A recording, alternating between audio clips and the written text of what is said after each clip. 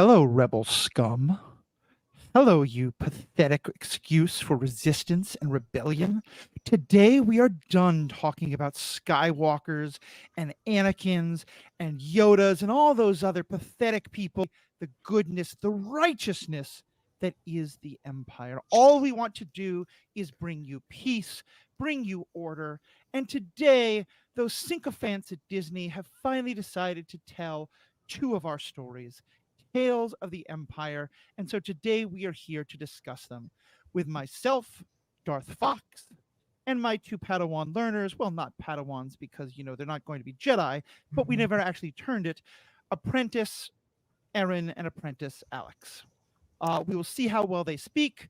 There may be consequences to the one who is the most interrupting, but we shall see.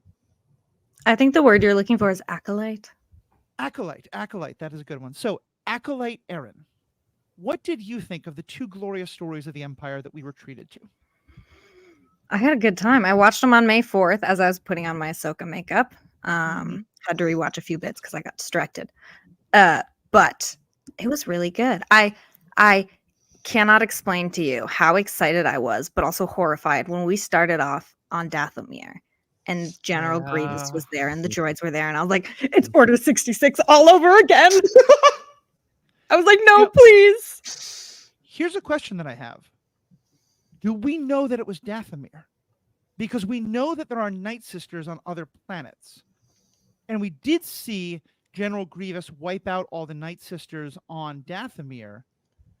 But then there was no mention of there being like mountain clans or anything like that.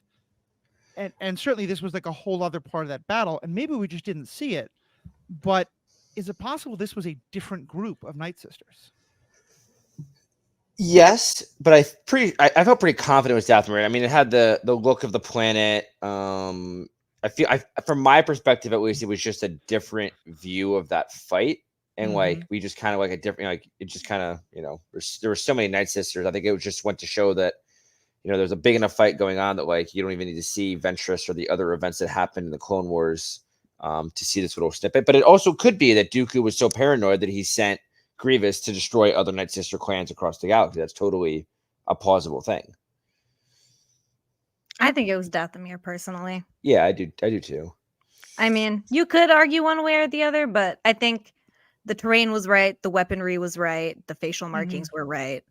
And but that could be more universal. Come in. Okay, I love you. I'll talk to you about dinner. Feel free to start an order and I'll check it if you text me. Rebel scum. Anyway, I think you guys may well be right. I guess I'm kind of hoping that you're not, because to me, it feels like one more thing where we're inserting something that doesn't fit. Because not only did we hear when the Night Sisters were on Dathomir that the Night Sisters and the Night Brothers were really the only two groups there. We never heard mention of a mountain clan. But then since then, other people have returned and found it to be a totally dead world. And I mean, granted, I guess that they do return to wipe out, to attack that group and finish off the Night Sisters.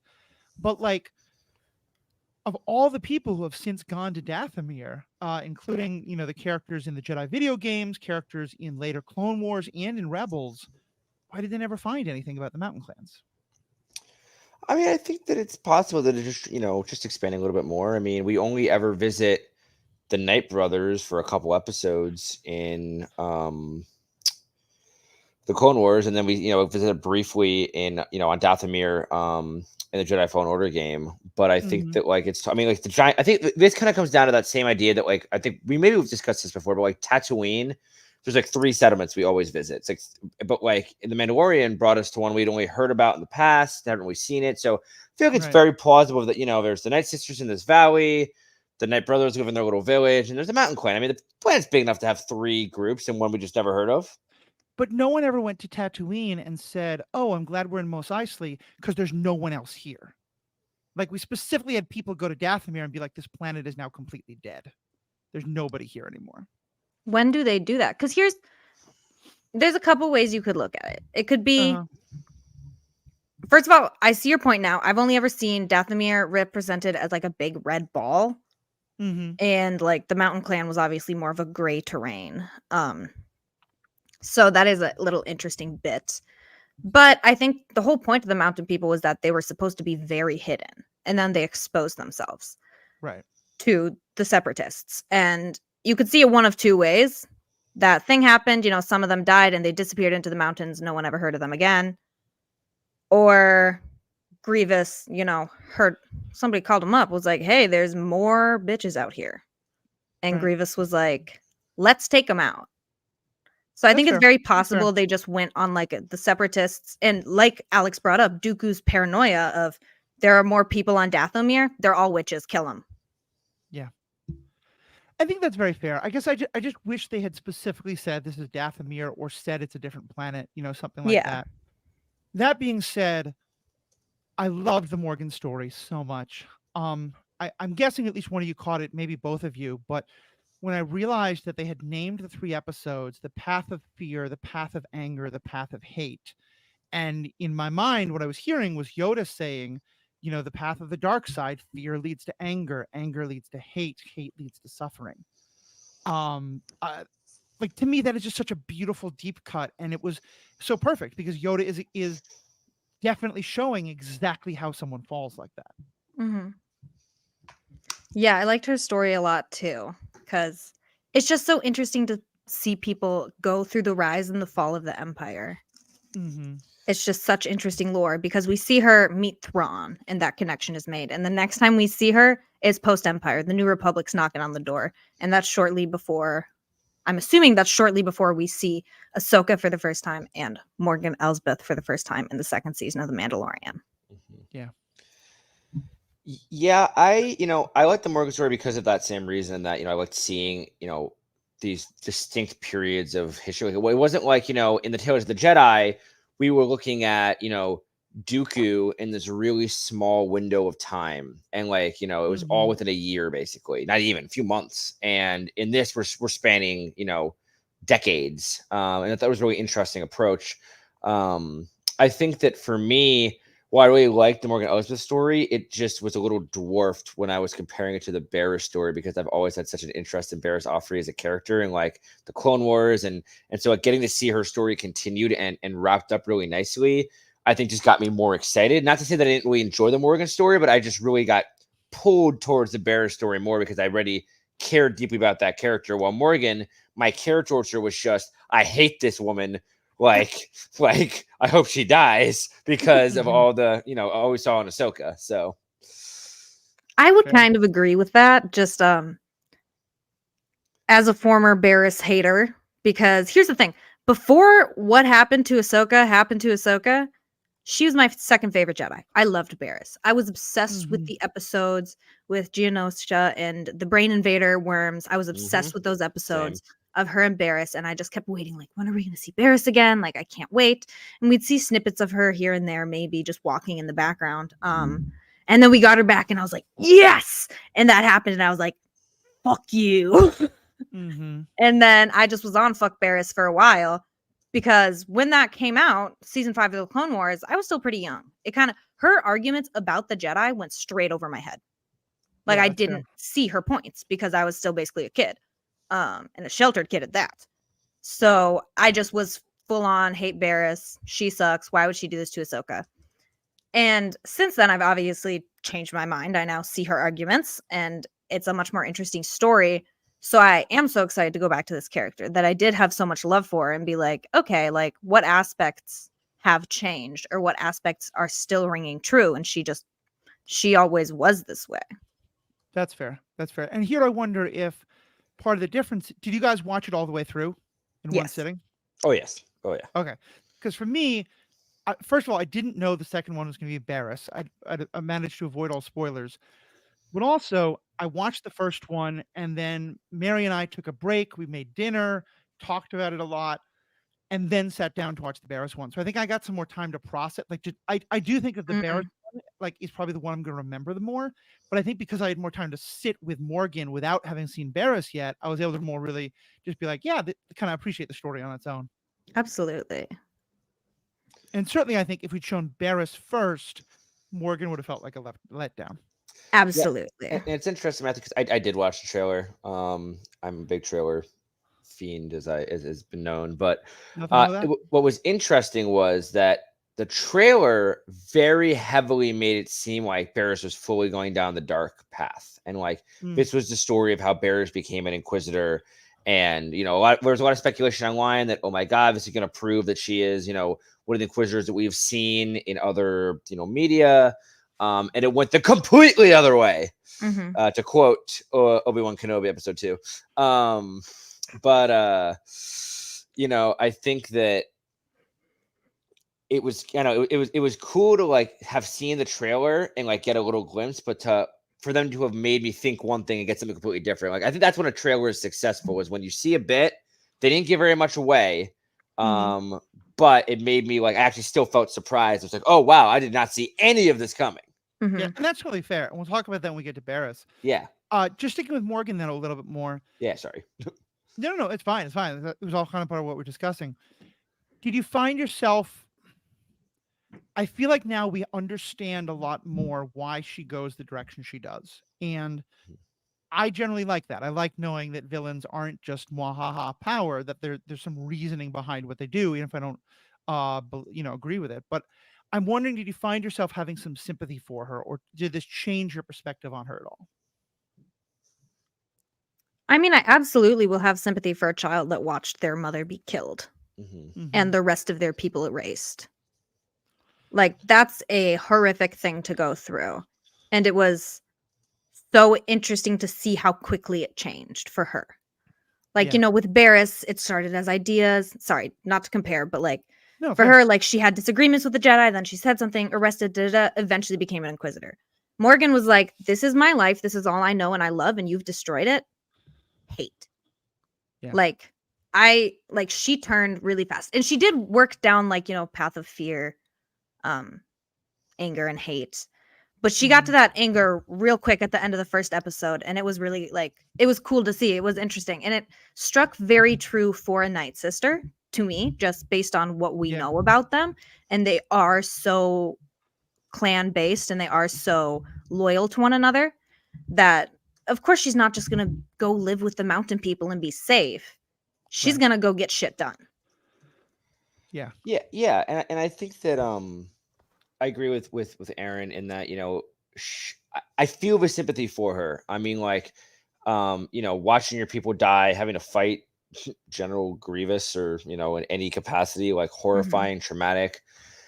But, she did, like, very much like Ventress, walking that line. Like, the Night Sisters use magic. They're tapping into the Force in some capacity, some way, somehow. And, definitely embracing a level of the dark side. And I think that because, you're walking that line after this extremely traumatic time, she probably just fully gave herself over to that anger, that, that fear, that hatred. And, I understand, like, logically why it happened, but I can't say that, like, I agree with her choice to just, put now the Mountain Clan in danger and get more people killed because she couldn't just, accept help from some people. I don't know. So I feel for her, disagree with her choices. Yeah. And I think, especially at that age, I can understand why she did what she did. But also, I don't ever want to see an adult kick out a child of a place of safety. But I felt a lot of sympathy for the clan leader, because, like, she knew she was taking a risk, and then this woman, the girl, got her daughter literally killed, and put her entire group in danger. And to me, it's the perfect kind of a story, because I couldn't point to, I could point to the Separatists as the enemy, but I couldn't, like, point to anyone and be like, oh, this clan person is so terrible, or, oh, Morgan is being so horribly selfish. Like, everyone was doing what, from their perspective, I think would make sense to do. Yeah. And I think I was at least a little bit worried that Morgan was going to then be a lot more benevolent, that that when, like, her plans for originally for the TIE Defender to help her planet were going to get rejected, that she become like this great champion for them. And so seeing her be like, no, I'm just going to be a dictator and a ruler, and I'm going to claim I'm doing this for you all. To me, that felt the perfect direction for her to go. Yeah. I also want to point out, sorry, you go ahead, Erin. Well, I was just going to say something on how you were saying kind of walking the line between magics and the dark side. And to Mhm. me, it makes perfect sense because all she has left of her people is the teachings. And those are rooted in the dark side. So she's just going to dive into what she knows, which is the dark side. So I agree with you, Matthew. It makes perfect sense that she's not caught up on doing anything for her own. She's just falling right into a place of power. Yeah. And I kind of get the sense that, the Sith originally see the Night Sisters as like pretenders to the dark side, that they're afraid to fully embrace it. I think if a Sith encountered Morgan by the end of this story, they'd be like, "Yep, you'd make a good apprentice. You fully get the dark side. She's Mhm. gone past any of that." Yeah. All I was going to say was I wanted to just, before we kind of moved on to Morgan's story, I wanted to just take a moment that it was really cool, as a big Clone Wars fan, to see General Grievous, recreated. We saw a brief moment in the final season of the Clone Wars of him just in his little escape pod from the Invisible Hand, but seeing him in action, fighting, seeing, I know it's always painful. For some reason, they only ever seem to give us like re-animations of really painful emotional scenes, but seeing Grievous like that and seeing that animation was just really cool. Not to say that it wasn't great when it first came out, like 10, 15 years ago, probably longer actually, dear God. But No. It's the Bad Batch effect, though. it is. Like it was came just back, cool. same animation, so much better. It was just cool to see Grievous again, and also in Morgan's story, just for the briefest moment, to hear Thrawn's sweet, sweet voice. Oh, that's so good. I love that voice. He might be my favorite voice in all of Star Wars. Wow. I think so, and it's why I'm so glad they're just like, we're never going to do Thrawn in any setting without Lars Mikkelsen. Yep. And the droids were scary.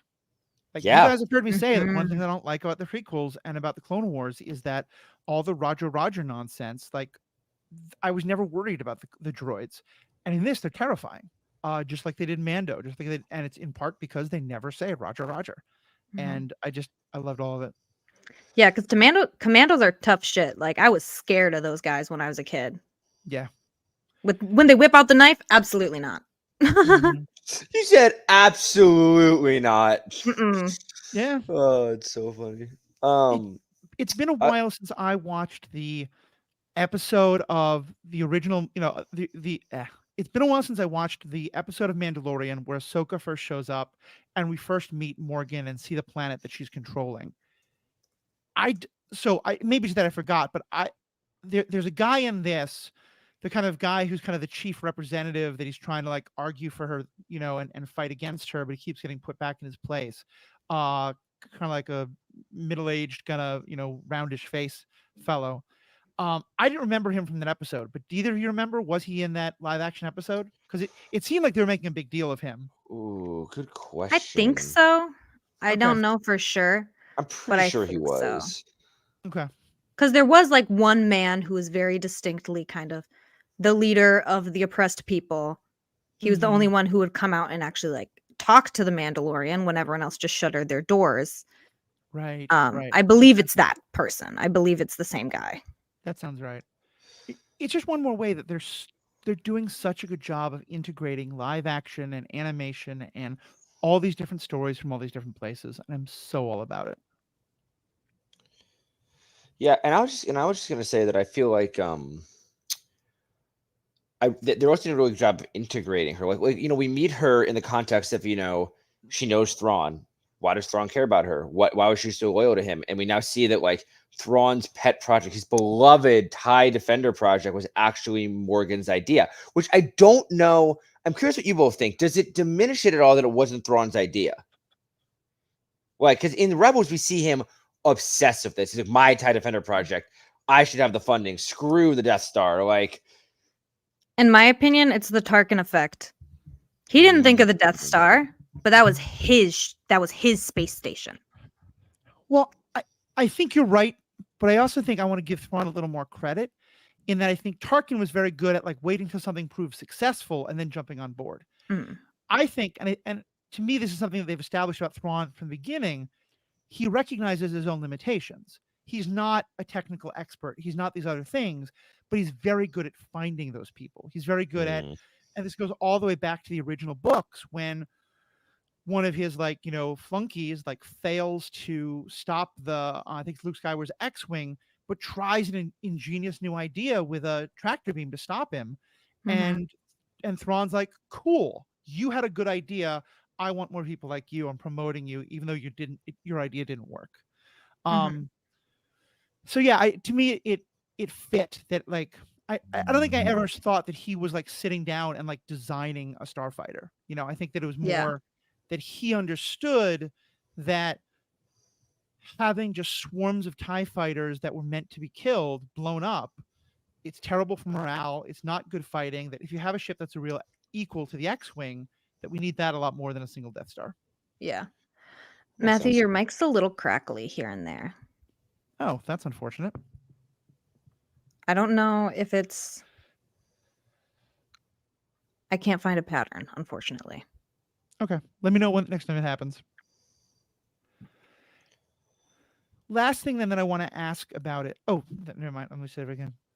The last thing I'll say about it, and I think are the last things you want to add, as again a lover of the original Thrawn, I love all iterations of Thrawn, but someone who started with Thrawn with the original Heir to the Empire books, I love seeing Captain Pelion and getting to see him like actually do something, not just be like the Watson to the Holmes of Thrawn. Mm-hmm. You guys want to know something embarrassing about that? I You thought that was forgot who Pelion Admiral. was?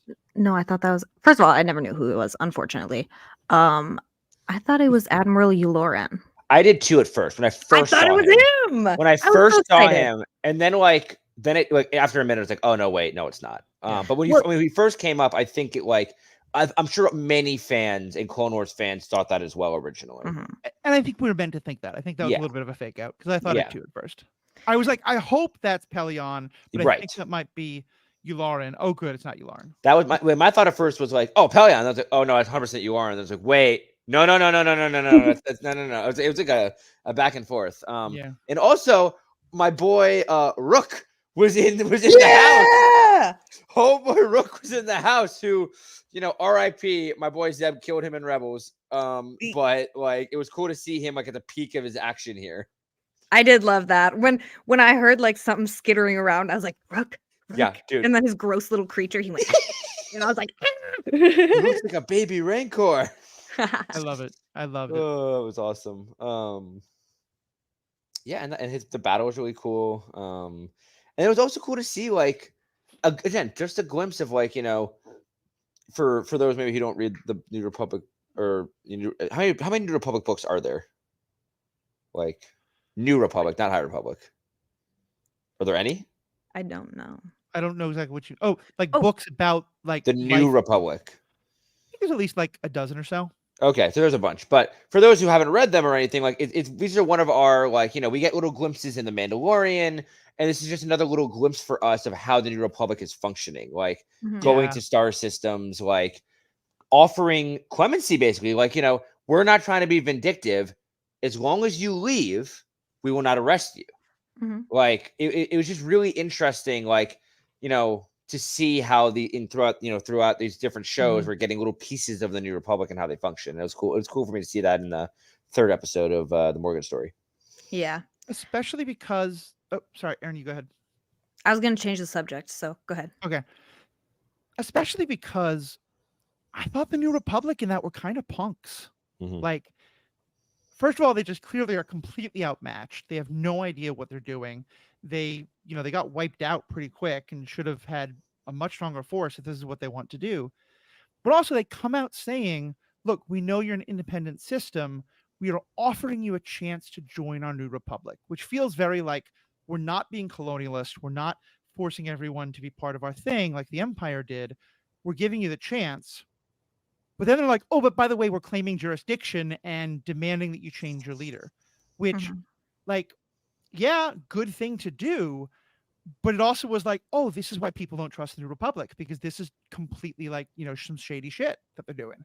Like don't come out and be like, we want to invite you to join us. By the way, we already are holding you to our laws and we're going to get to decide who's your ruler. And like, it's a good decision, but it felt very underhanded and very like, I get why people would not trust this. Mm-hmm. Yeah, like it's very much something that the Empire would do, just in a much more aggressive way. Yeah. Or even sneaky sometimes. The Empire can look really nice at first. And I think that like there's been complaints we've seen in shows that the New Republic is really just the Empire like reskinned. And because I mean, do you think about to the average, not to get into a very deep conversation about this, but to the average person in the galaxy, the Republic, the Empire, the New Republic, it's all just different names and different faces. And you know, for most of the galaxy, I think they feel oppressed, or you know, they see them as one monolithic thing. And so like seeing the New Republic act that way is interesting because it kind of gives a little bit of credence to that belief. Yeah. I think it's true. And I think you're right. I think that's been, to me, that's been a very interesting story, is the story of like, because in general, like groups that take over after imperial empires, or you know, after any kind of oppressive regime, it's really hard for them to be like, we're not like them, but of course we want to establish order, you know? Yeah. Yep. All right. Yeah. Anything else on this story? Or are we ready to move on to My final Madame? comments, I really just loved the Night Sister weaponry. Those cool, like scythe looking things. Whoa. So cool. And I think Morgan even continued to use something similar to that until she switched to her pike. Is that right? Yeah, I I think think so, so. yeah. She had it when she fought Rook. She had the two.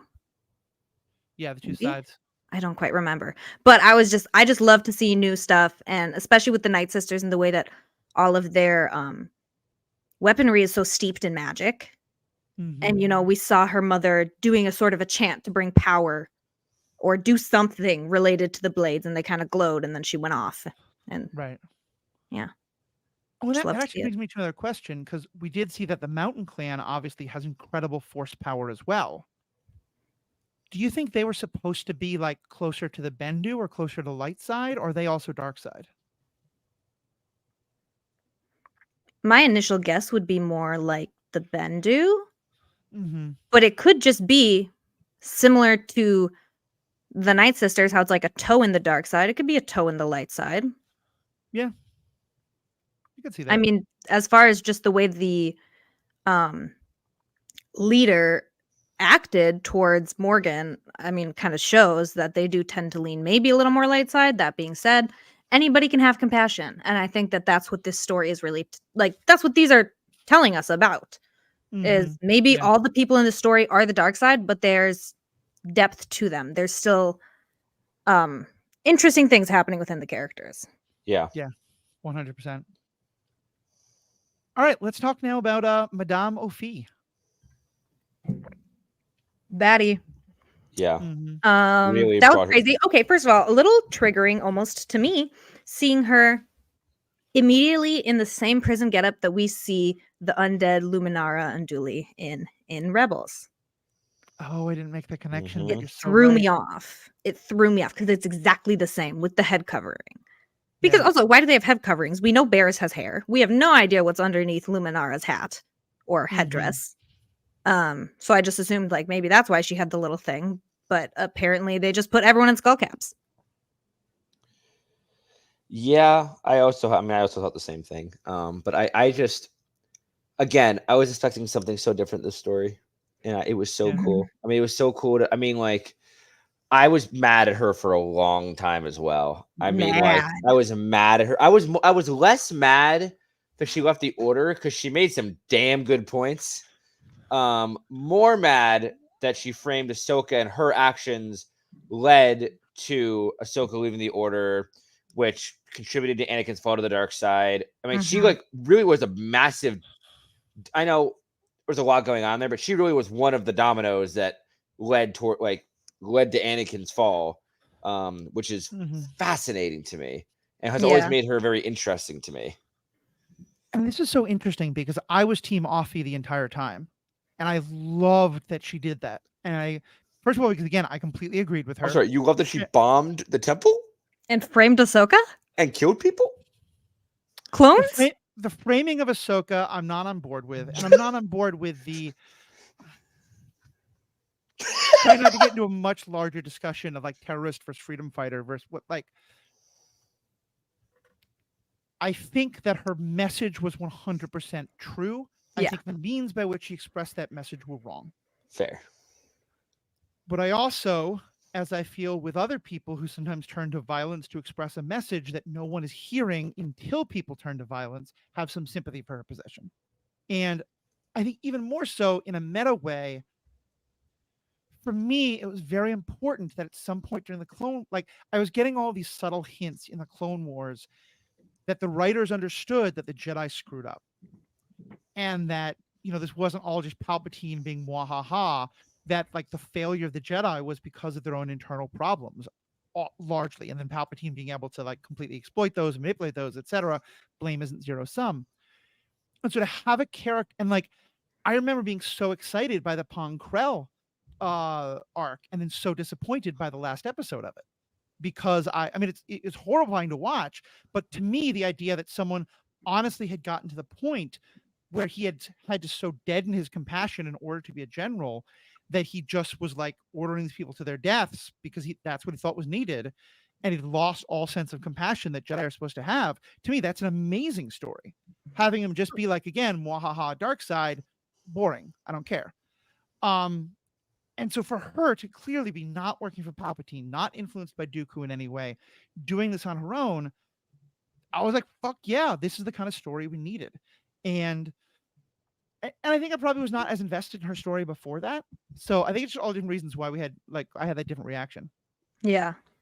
And I mean, you were adult when you watched all of the Clone Wars, right? Yeah.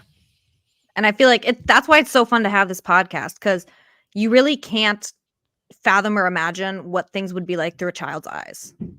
Yeah. And here I am, a child, to share how You I are an see things with adult, my but eyes. yes, we are different generations, and it's exactly why we call this podcast what we do.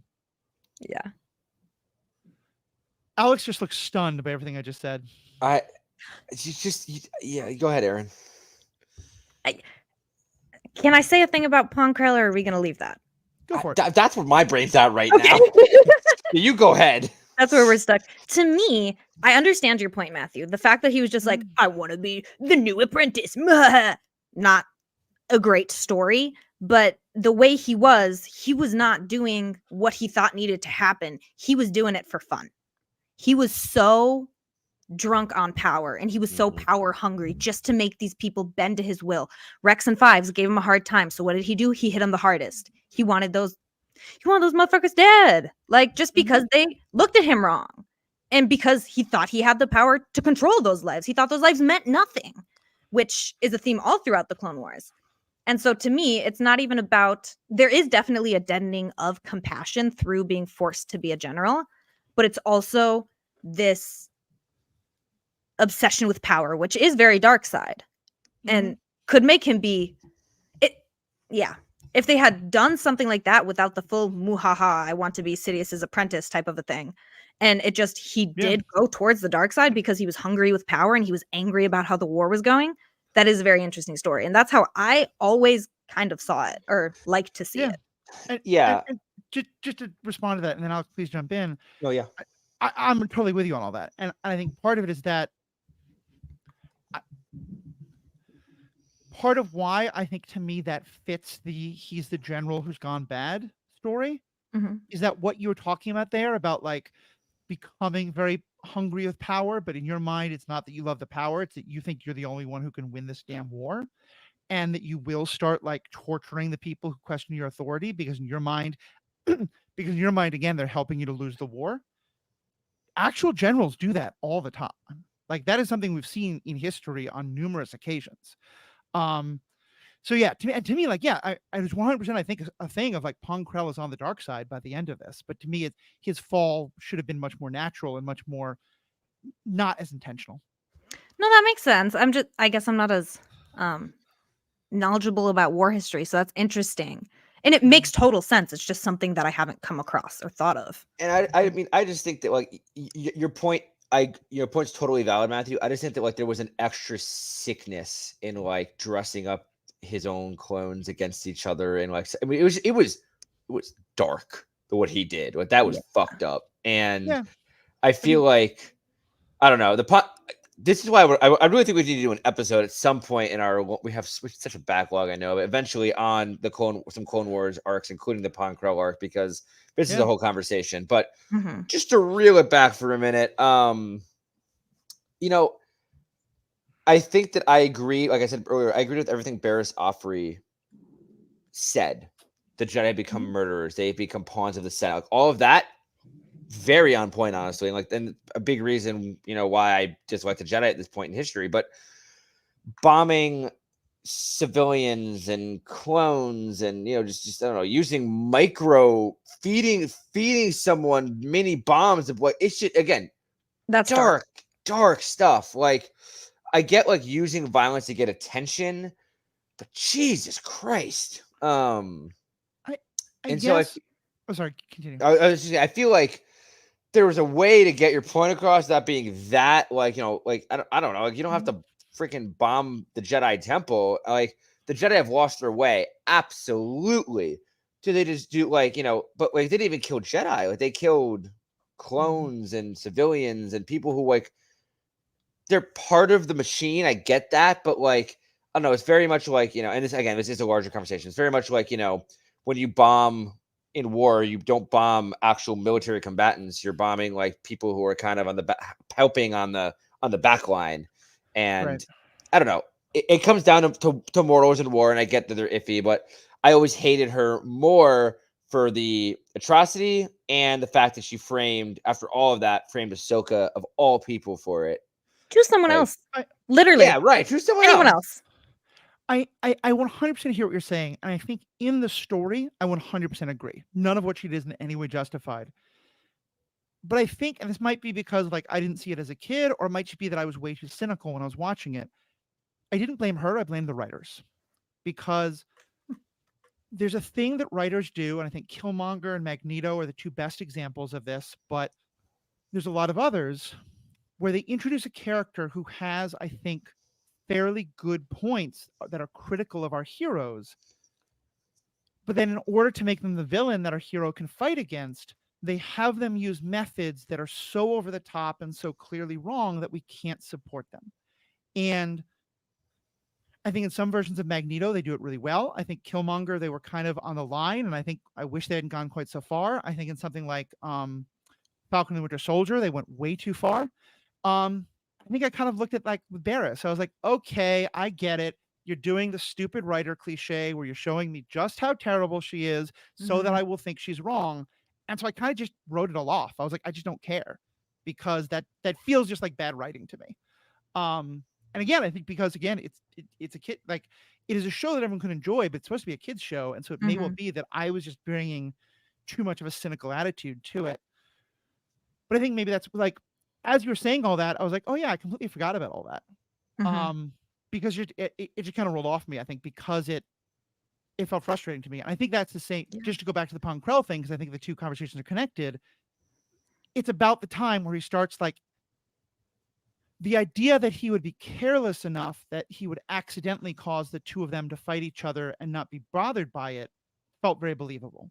Once I learned that he did that intentionally, yeah, that's when I kind of like checked out. And I was like, okay, this is like having a villain kill one of their own lackeys just to show how evil they are. I get it. You're not a very good writer. You like, that's kind of where my brain goes with both of those situations. There's some more crackling. Okay. I will have to figure that out. I'm sorry. Alex, are you also hearing it? I am. Okay. To our Maybe listeners, just, go ahead. I was just saying, maybe scoot out from the mic a touch. Yeah. Okay.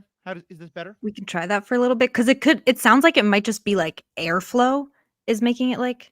Okay. Oh, Does good that make point. sense? So it's like when you go like p or b, like things like that. Okay. And this thing's supposed to protect it, but I guess it's not doing that. So, all right. Well, anyway, I had my rant. You can go ahead and respond. A blank. Oh, so that's what if I can kind of bring us back in here for a minute. What I really diving into Barris' story outside of her ethics, whether we agree with her or not, we see her in this prison cell, and she's given a chance. Basically, she sees the temple being bombed. We're seeing Order 66 anyway.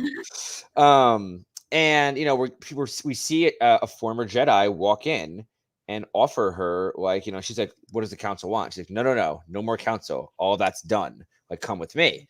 And it was cool also because we got to see the beginning of I'm gonna say it wrong. Is it Tower Inquisitorius? like what is the base Victorious. castle? Thank you. And seeing the beginnings of being built, seeing the Grand Inquisitor, like in Rebels, we kind of just introduced to him, thrown in the middle. Seeing him kind of early on was cool, and the training we actually see like what it takes to be an Inquisitor, and it's giving off that kind of classic. I don't know, I'm not sure where it originated, but what I think of is in Naruto, like there's a village that their final test is you have to kill your classmate, basically. That's how the Blood Mist village used to operate. And I was like, wow, same thing here. Like you get to the end, you have to kill your friend to join the ranks. And you saw she did it, but was never fully committed to it. And it was just cool to see the inner workings of all that. And then like she's given the opportunity to join. You see other Inquisitors we've seen in other pieces of media standing there. And of course, the brief moment of Vader walking in and giving himself a little throne was just very cool. I think all of that like little sequence to see the inner workings of the Inquisitors, to see how Jedi were actually like turned and given this opportunity, and like a lot of them thought that this was just the best chance they had for both survival and a place in this new order, a chance to turn their anger into something. I don't know, that whole episode was very cool to me, and like just seeing all of that. That was just the first episode. Yeah, they did Vader perfectly. Like we've talked about this before. It's like I don't really need more about Vader, like as in corny lines, or well, as much as I do love the corny lines, to be honest. But I can see how that frustrates people. And it's like, just to keep his menace, we need to keep it simple. And just the breathing and the walking and the sitting, and he just looks at them. And then the Grand Inquisitor. Rise, Inquisitors! Oh my god. He's got a great voice too. He really does. And I thought, all of it was so well done, down to that fight scene and the way that like Barriss clearly doesn't want to start the fight, but is very happy to finish it. Yeah. Very happy to finish it. She fell. Yeah. And then we see all that, and then we see her on her first mission. Dude, just again, I pause as Erin, you're better with names than I am. What is the name of the Jedi? Thank you, Lynn. Lynn brutally murdering that village. I mean, and like she leaves the child as like thanks, kid, you gave us the tip. I'll let you live, but kill everyone you love. Yeah. Very like twisted sense of justice. But seeing her do that, and what Barriss just watching in horror, trying to protect this little kid, and Barriss very much still acting like a Jedi, because I think it goes to show that like what Barriss did in the Clone Wars, fucked up. But she was never like a Sith. She was never evil. Her eyes never turned that orange. Like, she always still had her morals. I mean, she was a student of Master Unduli, who was very disciplined. And it was cool to see her like using kind of her Jedi training to talk to this kid and, try and get information and protect. And then just seeing how brutal the Inquisitor is. So that's a former Jedi. And just sitting there thinking that like former Jedi could fall that far. Like every time I see an Inquisitor go crazy, it's just, yeah. They did that so well, of just like the classic shot of seeing Barriss, and then through the foreground, Lynn is just darting back and forth, just murdering people, and they're slashing and they're screaming. And it was just so well done. And Barriss was so perfectly horrified. But like, it really was. Yeah, just in realizing what she actually got herself into, because she did truly believe that like maybe this was okay. Like she did truly, when she was talking to that kid, she truly believed the Empire was there to help, and they just wanted to know things. Yep. Yeah. And then like, she goes up to the mountain and they're fighting. And I actually appreciated that it wasn't a Jedi we knew. It was just like, because that wasn't the point. It would have been distracting if it was a Jedi we knew, I think. It's just having this unknown Jedi who was just hungry, tired, lost. And it was cool to see that like she was, and that the Jedi admits, I'm hungry, I'm weak, I'm tired, I want to give up, I hate everything, but I won't. Like, that's like, to me, that's like the Jedi spirit, that like the heart, you strip away all of like the bad things they become. And that's what a Jedi is supposed to be, like you endure, you overcome. Like that is how and Matthew, you can probably speak to this more, but like how I would picture like Obi-Wan and Yoda's descriptions in the original films, like they've endured, they overcame the lack of hope and still stayed true to their morals. Yeah. I think it's very, very true. And I think the whole thing was very well done. And to be honest, to the point where one of my first thoughts was, why wasn't this in Tales of the Jedi? Because it isn't really about the Empire, it's about the Inquisitors, and it's about the fact that she dies a Jedi. And after thinking about it more, I think that if you had called it Tales of the Dark Tale, if she had been in Tales of the Jedi, I think we would have expected her to turn back at the end. Mm-hmm. So I think that's fair. I think though that like I wish this had been called Tales of the Dark Side, Mm-hmm. because Yeah. for me, when you tell me Tales of the Empire, I want to know about the TIE fighter pilot who felt, watched Alderaan be destroyed and wonders if they should stay in the Empire. I want to hear more about some of the Imperial folks that like we've seen, and some of them who choose to desert, and some who don't. So I think like that was kind of my overall frustration with the Barris story, a little bit with Morgan's story as well. But I think other than that, it was just so well done. I mean, I think that Yeah. like I agree with your point, but I don't think any one name kind of uniformly fits them, because like the dark side, I mean, like Morgan, yes, but also like people would argue like, is she fully in the dark side? Like, how do you define the dark side? Like, it's also telling the story of, like, Thrawn and all of them. Like, if you just say the dark side is everything the Empire encompasses, like, and I feel like I don't know, it feels like there's nothing that really links them. So I think they might have just picked Empire for a time period, but it also doesn't make sense because Morgan's story also takes place like It spans so much. it spans beyond the Empire. No, it's very true. So It's very true. I don't know. It's valid. My thoughts kind of because in Tales of the Jedi, we saw two very well-known characters, Count Dooku, or, Jedi Master Dooku, and Ahsoka. And so I almost wonder, because Tales of the Jedi was a very maybe thing. When it came out, it was very much supposed to be a standalone thing. Awesome. If I'm not wrong, I think that they're talking about a second season. I hope so. That's what I've heard. And so I wonder if with Tales of the Empire, they have to do kind of the same idea of we need to pick like key characters that people will be interested in and really like that are topical and that people are really going to want to know about, so that they'll watch this first season and then they'll watch a second one when we do come out with less exciting characters, exciting in quotes, because it's characters you don't know. Yeah. So that's kind of my hope headcanon. I think that's fair. And like, I think I'm even being silly because I'm one of the people who's like, who cares that part of the book of Boba Fett is the Mandalorian story? It's all part of the same universe. It all connects. It's all part of the same timeline. I'm fine with it. So I think you're right. Go ahead. Oh, I was just gonna. If you have something to say about this episode, I was just gonna bring up the final episode of the whole thing. You do that first. Okay. Final episode. We see Barris. Well, we don't see Barris at first. And we were like, well, the end of the second episode. She maybe killed Lynn. We don't know. She threw her off a cliff. Was trying to carry this Jedi away, and then we see that like his family is in search of help, and it's so cool to me that like Barris, is like this mother, this healer. She's taken this place. I mean, her look gave off like Ahsoka the White, Ahsoka the Gray vibes, like very like mirroring images of her friend from the temple. And it was cool to see Barris like kind of found her own little role and had been at peace and was like, my life doesn't matter. Like, I'm gonna protect people. I'm gonna help people. Like, and even like sacrifice herself to help bring Lynn back. And I'm like very firmly believe that like Lynn is done with the dark side after that experience. And like it sucks that Barris had to die. And like to be fair, we have seen people survive lightsaber wounds. Like we don't know 100% that Barris is dead, but I think that it would be diminishing if she came back to life later. I think that her sacrifice to bring Lynn back was the crux of that. And I don't want to see any Disney crap where they like bring her back for whatever reason. Like that death was powerful. It was meaningful. It wrapped up Barris' story. Barris was a story of tragedy in a way, and it wrapped it up really beautifully.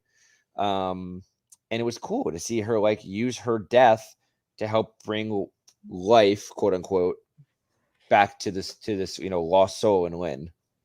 So I think I totally agree with you. I do not want her to come back. I don't want anything else in the future of her story. Right, correct. There's one chapter of her story, though. We don't know it's a chapter, but I want it to be.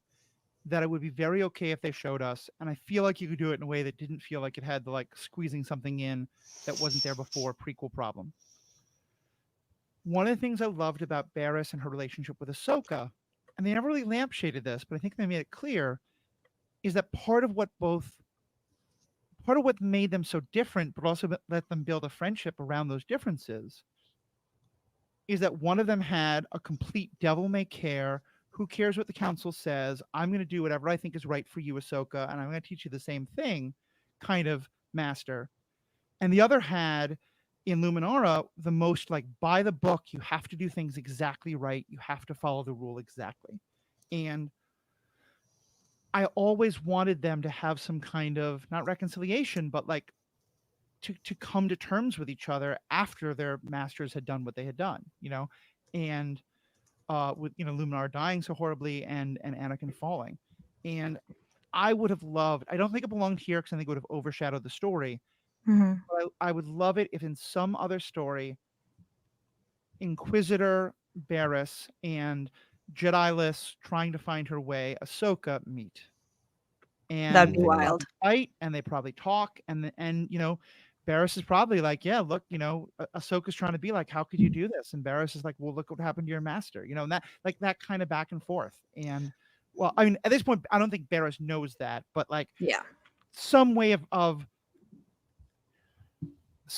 that connection happening, because I do think like they hinted that story so well and they never really put a bow on it in the way they wish they had. And so Mhm. And I, listen, I would say that's the only thing, Alex, is that like I would love to have that part of the story added, but you're yeah, right. I never want Barriss to come back. and there's actually a natural point for that. I feel like because based on the flow of that story and the way that Lynn was talking, it made it seem like she'd been looking for Barriss for a while and they had given up, and she finds Barriss at this point when she's no longer looking.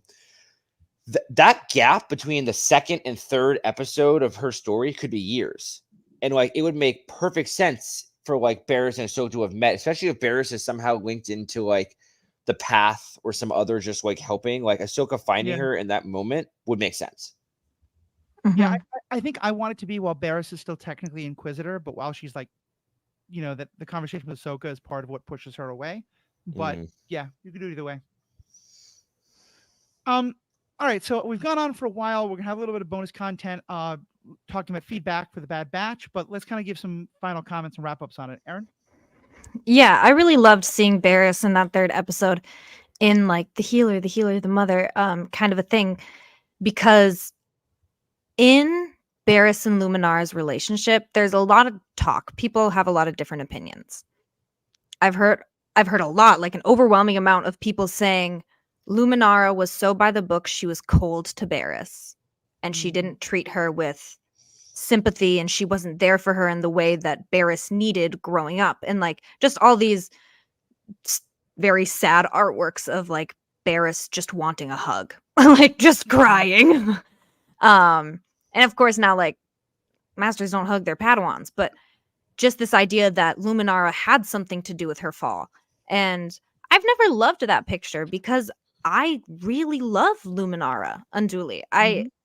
She is the calmest, like to be strapped up in front of the Geonosian Queen, about to be filled with worms, and you're like joke flirting with Obi-Wan, like my girl's got some cool.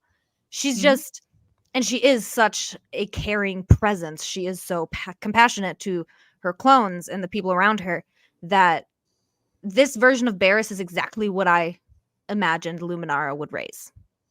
Mm. And I just loved to see that as true, because the Barriss that we were last left with, I'm just like, I mean, clearly something went wrong. Like, is Luminara to blame? Is she not? And I mean, it seems from everything we've learned about Barriss, it has nothing to do with the way she was raised. It has everything to do with the entire order. It's Mhm. not about her master or what she was taught. I mean, otherwise she would have tried to kill Luminara if that was the problem, but it wasn't for her. I think I'd push back on that a little bit. Not in that like I think Luminara is the problem or Luminara was horrible, but I do think that those who are raised in stricter, very rules-based environments are often the ones who push back. They may be like the ones who demand the most out of the institution because they think they've followed all the rules. Why aren't things working? Or I was always told the institution would be exactly this. It's the student who has followed every rule, and now the substitute teacher comes along and isn't rewarding that student. Or they're just seeing that there's chaos. And every ex-evangelical can tell you a story like this, and some ex-evangelicals break pretty bad, and a lot do break in much better ways, but still may have some story about going a little crazy for a while, when they realize that, oh yeah, all these very strict rules, actually that's not what has to happen. So Mhm. I do think that very strict upbringing helps to explain why Barris would be the one to kind of break like this. But yeah, I don't think that means that Luminara was bad or wrong. I just think Yeah. something got lost along the way in that teaching process. I think I would agree with that because Barris was brought up to be the perfect Jedi, and she probably felt, I have done everything to be the perfect Jedi. Why do I feel so shitty as a commander? Why do I feel so crappy as a general? And So why I are think these you're other absolutely people right. getting rewarded for not being the perfect Jedi? Exactly. To me, the part that felt wrong is just people saying that Luminar was cold. Which, I mean, I guess the first time we see them and they think the Padawans are dead, and Luminar is like, what happens, happens. And Anakin's like, dig them out! That did feel a little bit cold, but we had to have her be a little nonchalant to, just expedite Anakin's drama. Right. That's fair. My last two thoughts were just one. I did think of one other interaction I would have liked to see. It's potentially like a very brief visit with Luminara in prison, like just what that interaction might look like. That would be If she's wild. even alive at this point. I don't know. It'd be interesting to me. Yeah. I want to say that overall, I really enjoyed Tales of the Empire. I really like the stories. My only thing is comparing everything. Like, I think I like Tales of Jedi a little bit more. And I don't know if it's just that I have a very deep interest in Dooku's story and Ahsoka's story, so it might just be like a personal attachment. But they felt like, stories that kind of filled information I actively wanted to know about. Like, I never really thought oh, I want to know a lot more about Morgan Elsbeth. Like, it's cool that I know more about her now, and I'm happy I do. Mhm. Same with Barris, but if I had never gotten this show, I wouldn't have ever really thought about it. Though I would have kept thinking I want more Dooku, I want more Ahsoka's past. So it's just different for me. Still really enjoyed it. Still thought it was really well done. I think I just personally enjoyed Tales of the Jedi a bit more. I think that's really fair, and I don't think either one of us is right or wrong. I have the exact opposite reaction for kind of similar reasons, because I do really love Dooku's story, and I do really love Ahsoka's story, and they'd already been told. And this version, Tales of the Jedi, kind of undid that. And granted, Dooku's story was told primarily through Darth Sidious, a book that is now, sorry, not Darth Sidious, Darth Plagueis, a book that is now not considered canon. And so I Mhm. understand that. But to me, one of the most fundamental parts of that story, which really helps to fix the problem that I don't like so much about Attack of the Clones, is that it gave the idea that Dooku was already thinking a lot about the dark side long before he met Palpatine, and that it's the death of Qui-Gon that is one of the things that really pushes him over the edge, and that Emperor Chancellor Palpatine and then Emperor Palpatine is helping to push him along in this great, very manipulative way. And so the way they changed it, I was just kind of disappointed. And then especially with the Ahsoka story, which we do have a canon Disney novel, which they decided to throw out. Um, I think I want to go back and watch them and just kind of start to accept them as new stories instead of being like, wait, no, but that's not how it's supposed to work. But yeah, I think for me, so I just think it's two different perspectives. I really like this, I think, a lot more than Tales of the Jedi, because there was no other version of the story for it to contradict. That's a great point. Yeah, because these stories are widely untold. They're very much supporting characters. Very much so. Very much. Did you have, just real quick, did you have a preference, Erin, or you pretty much love them the same? I don't know. I'm easy. You know this. I just enjoy media. Fair enough. I loved it. It's been a while since I watched Tales of the Jedi, so I'm not gonna try to make a direct comparison. But I thoroughly enjoyed both. Yeah. And I think that's awesome. I think it is, and I think I'm guilty of this, way too easy to fall into the find the faults, critique everything. And I just love joy, and I love being reminded of that. There Mhm. was a moment in this where Mary, my partner, who's not as into these stories as I am, was just like, I can't believe I'm noticing the way they animated sand, but the way they animated sand at one point in Morgan's story Mhm. was so good. And I was like, yeah, like this animation is just next gen, and I love it. Mhm. All right. Well, thank you all so much for being a part of this. To our listeners, thank you so much. Of course, one of the best ways to support this podcast is to become a member. $5 a month, $55 a year. You get extra credit. You get bonus content at the end of every episode. Today, we're going to talk about like what's the next Tales of that we'd want to see. You get full bonus episodes, and of course, you're supporting the podcasts and helping us keep the lights on, helping us, get me better and better mic equipment, so I stop having the sound problems I'm having. I apologize for that, but I think we are finally like almost done with this problem. And and if that's not something you're interested in doing, then just leave a review. Share this with someone else. Help someone else find out about this. Send us feedback, all the things, all the details. We're gonna share it all with you at the end of this. For our members, stick around. For everybody else, thank you so much. We have spoken. Stay classy, Sereno. Rise, Inquisitors.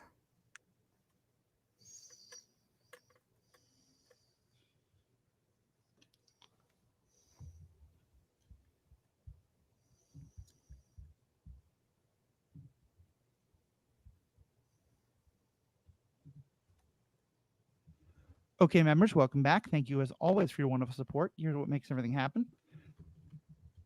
Alex, what's the next Tales of you want to see?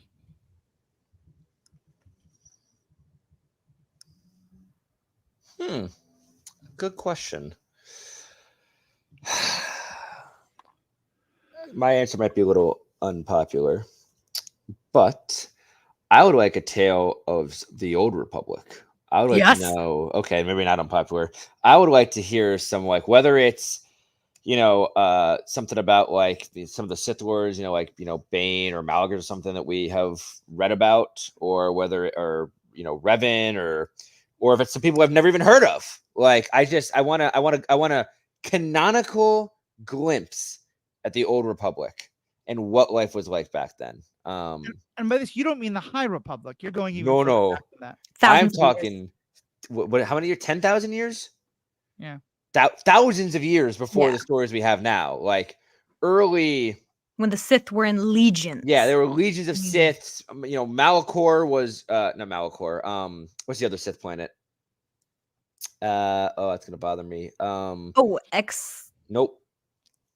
Whatever. The other Sith planet, I'll think of the name at some point and yell it out aggressively. But when there's just thousands of Sith alive and the Jedi were numbering in the tens of thousands, and it was just such a different time. I'm very curious to see a tale from that time period. Probably involving one of the characters that we know at least. Like again, whether it's a Revan or a Bane or someone, I think would be really cool to see. But also unknown characters. I'm open to it. Yeah. Mm-hmm. Especially as we're diving more into the history of the Sith with the Acolyte, I would love to see the Darth Bane trilogy in some way made into tales.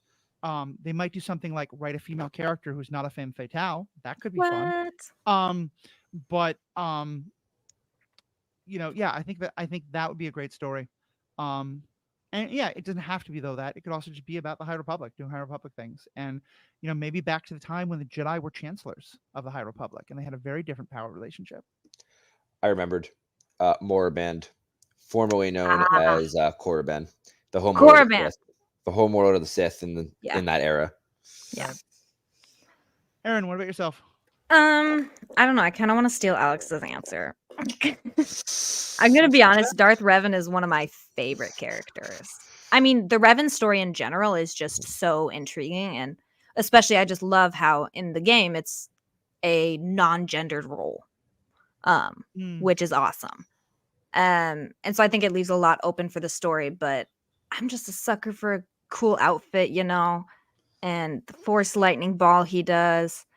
I don't know. I do really like the characters that we have laid out in the Old Republic games. I would love if they would canonize some of them, even if it was like Darth Malgus, him and his very femme fatale Twi'lek girlfriend, Alina Daru.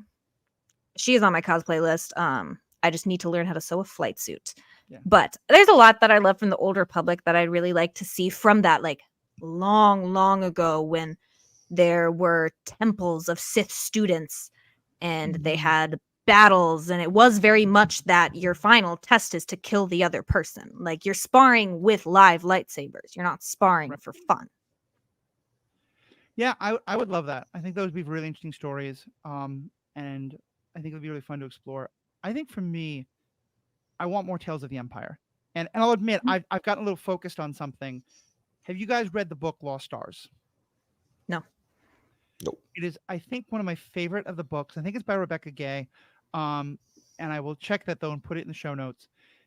It's about two young kids who grow up together. They kind of have crushes on each other, and they join the Empire together in part because their planet was just devastated by the Separatists, and the Empire brings peace. And they Mhm. both wanted to be pilots, and all they've ever wanted to be was TIE fighter pilots. And then over the course of the book, as they start to encounter more and more of the terrible things the Empire is doing, they go in very different directions. And you could give that story itself, like literally those characters, or you could give a story like that. But I want to see more of the rank and file. I think one of the things that was great about the original Star Wars movie is that all of the Empire people were all just like nameless, literally faceless stormtroopers, Mhm. or like these clearly fascist, awful, terrible people. And that's an easy story because it's easy to hate those people. But empires aren't made up of those people. Empires are often made up of people who, for whatever reason, think they're doing the right thing. And I just love stories like that and stories of where that's challenged. So I think I'd love to see Yeah. that. I would love to see Tales of the Old Republic. I think that could be great. Um, this is going to be the most boring thing to everybody else I know, but I want to see Tales of the Senate. I know it. Of No, course. that's interesting to me. No, I would enjoy that too. I actually really like. I really like in Andor. I eat up all of the Senate proceedings, and like Oh, I love it. I love love hearing like how the galaxy is working from that standpoint. 100%. I would also be down for that. And I think you could do it during any time. You could do it like during the 10 years between the second and third prequel, when like Chancellor Palpatine is like slowly acquiring more and more power. Mhm. You could do it like during the early days of the Empire, or I think even maybe the best, you could do it in the early days of the New Republic. You know, Mhm. make it Tales of the New Republic and show us Leia. You know, I don't necessarily want the deep fakeness, but like her daughter can do the voice pretty well. I think Billy Fisher is her name. And to me, like I don't want her to play live action Leia, but like animated Leia would feel like that could work. You know, Yeah. and yeah, and just to see like how all that plays out could be great. Yeah, I agree. That would be awesome. I want, maybe this is kind of, this isn't what you're saying. What I want is I want like a Senate drama. I want to hear about the affairs. I want to hear about the bribes. I want to see the affair between Rio Chuchi and Commander Fox. Like, ooh, Aaron I wants also want the politics, Yeah, but I want I- the tea. Aaron wants to set it after dark. No, Yes, I want West Wing, and Erin wants Scandal. And exactly. I think there's middle ground in like the Secretary of State, or I don't know. Veep might be too comedic, but in that realm of political drama, Yeah. I'm here for that. I'm totally here for that. I don't mind a little spice. I don't mind a little Star Wars After Dark. We can do that. Yeah. So, all right. Any other last thoughts? I think I'm good. Great little episodes they gave us. Yeah, They really fantastic did. stuff. They really did. Thank you so much for being able to discuss this with us. We're going to have more Bad Batch content coming to you soon, hopefully the same week that this goes live. On behalf of myself, Erin, and Alex, thank you all so much for being members. We have spoken. Stay classy again, Sereno. What Fuck it is up, this? Reno. Couldn't have Just done it cut better. it. Just cut it. There we go.